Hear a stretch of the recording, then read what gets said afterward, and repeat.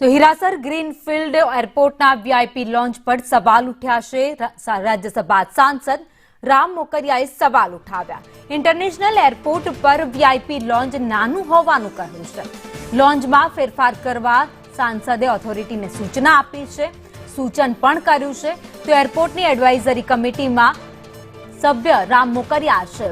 તો રાજકોટ હીરાસર એરપોર્ટમાં નવું ટર્મિનલ બનીને તૈયાર થઈ ગયું છે, પરંતુ એમાં જે વીઆઈપી લોન્ચ બનાવવામાં આવ્યું છે એ લોન્ચ ખૂબ નાનું હોવાની વાત રાજ્યસભા સાંસદ રામ મોકરિયાએ કરી છે અને સાથે સૂચન પણ કર્યું છે।